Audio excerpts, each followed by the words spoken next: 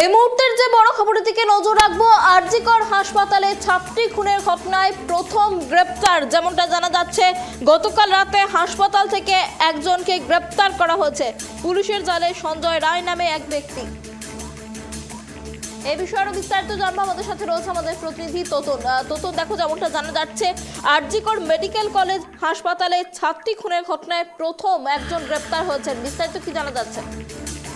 দেখো অনন্যা, তোমাকে জানিয়ে রাখি, গতকাল আর.জি. কর হাসপাতালে একজন মহিলা ট্রেনি ডক্টরের দেহ উদ্ধার হয় এবং তারপরে ঘটনাস্থলে আসে কলকাতা পুলিশ কমিশনার এবং সেখানে আসে ফরেন্সিক টিম। তারা তদন্ত চালায়, তারপরেই সকলকে জিজ্ঞাসাবাদ শুরু করে। সেই জিজ্ঞাসাবাদ করতে করতে প্রায় অনেক রাত হয়ে যায়। রাত্রিবেলা এক ব্যক্তিকে তারা খোঁজ পায়, সেই হসপিটালেই ছিলেন তিনি। খোঁজ পাওয়ার পরে তাকে জিজ্ঞাসাবাদ শুরু করে কলকাতা পুলিশ এবং তাকে জিজ্ঞাসাবাদ করতে গিয়ে তারা তার কথায় বেশ কিছু অসঙ্গতি পায়। তারপরে তাকে প্রথমে আটক করা হয়, করে লালবাজারে নিয়ে যাওয়া হয় এবং সেখানে তাকে গ্রেপ্তার করা হয়। এবং যেটুকুনি জানতে পারছি, মূলত সেই ওই লেডি ডাক্তারকে ফোন করেছে বলে মনে করছে তদন্তকারী অফিসাররা, কারণ সেই ডাক্তারের শরীরে আঘাত চিহ্ন ছিল, একাধিক চিহ্ন ছিল।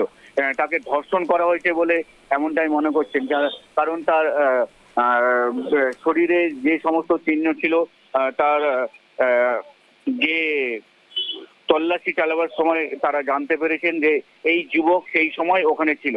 সেই কারণেই তাকে গ্রেপ্তার করা হয়েছে। কি কারণে তাকে খুন করেছে এখনো পর্যন্ত বিষয়টি স্পষ্ট নয়। অনেক ধন্যবাদ তোতন আমাদের সঙ্গে থাকার জন্য। যে গুরুত্বপূর্ণ খবরের দিকে আমাদের নজর ছিল, আর.জি. করে মেডিকেল ছাত্রী খুনের ঘটনায় প্রথম গ্রেপ্তার। গতকাল রাতে হাসপাতাল থেকে একজনকে গ্রেপ্তার করা হয়েছে। ধৃতের নাম সঞ্জয় রায়। এই আর.জি. করে মেডিকেলের ছাত্রী খুনের ঘটনা নিয়ে উত্তাল রাজ্য। কার্যত ধর্ষণ করে খুনের অভিযোগ তোলা হচ্ছে, আর এই ঘটনায় ইতিমধ্যেই একজনকে আটক করলো পুলিশ।